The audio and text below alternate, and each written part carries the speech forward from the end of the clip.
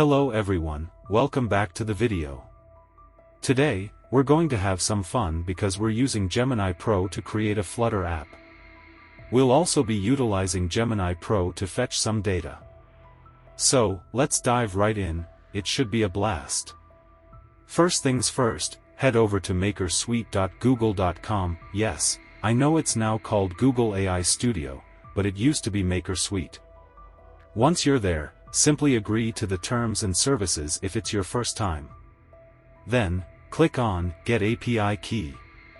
Here, you can create a new project and generate an API key. So click on this, Get API Key, then on this new page, click on Create API Key. Then on this dialog box, select Create API Key in New Project option. Then after clicking it, it will take some time to create the API key. And finally our key is generated. Now copy this key, and paste it somewhere. Then afterwards let's start building our Flutter app. So from the side panel, select this Create New option, and now, you'll see various options such as free-form prompt, structured prompt, or chat prompt.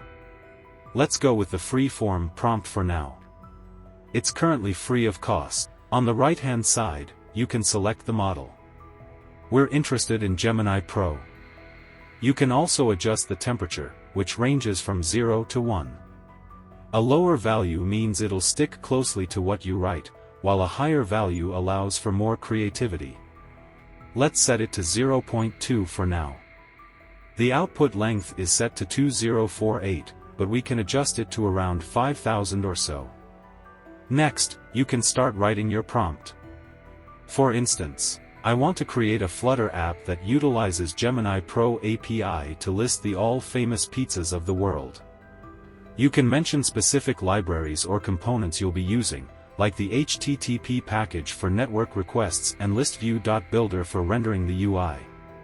So let's start giving the prompt. So here I want to create a Flutter app which uses Gemini Pro API to list the best pizzas of the world. Then I need to specify that how this app should build. So again here type, you can use the HTTP package for network request and listview.builder to render the UI. Then we need to provide the sample of request. So when you're done with your prompt, you'll get an output. For example, you might receive a sample curl request. You can copy this and customize it as per your requirements. Now let me explain what I just have said.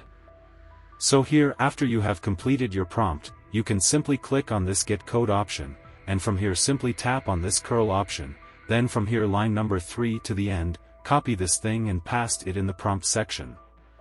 And don't forget to add 3 colons, at the starting and ending.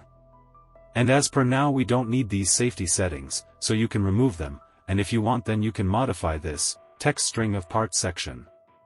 Here I'm removing that long string and tweaking it with list of best pizzas around the world. Alright, let's dive into this code. We're using Gemini Pro to craft a Flutter app, which itself relies on Gemini Pro for some magic. Funny, isn't it? So, we've got some data coming in, and let's wait until the full response come. And now, I'll just copy this block of code and paste it in Dartpad. No need to set up a new ID or anything fancy. So for that open the new tab, and here make a search for dartpad.dev. And here paste the copied code. Now, the major stuff is set up. We just need to replace our API key, which we can grab from here. Copy it, paste it into the code, and we're good to go. Let's run the app and see if everything clicks into place. Looks like we're not seeing what we expected. Let's print out the data to see what's up. The format's a bit wonky. We'll need to tweak our code to handle it properly. So let's fix it.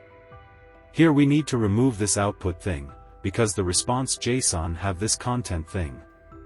So here add content and then add parts, and parts is an array, so here we need to access the 0th index of the parts array. Then the text. So now we are having our response stored in this text variable. Now let's remove these regex thing from here, and then assign this text array to pizzas array, inside this set state. Okay, let's try again. And there we go. Everything seems to be flowing as it should. Oh, and a quick note, please don't use my API key. Generate your own, it's free. And, it seems we forgot to add a loading indicator. Let's fix that real quick.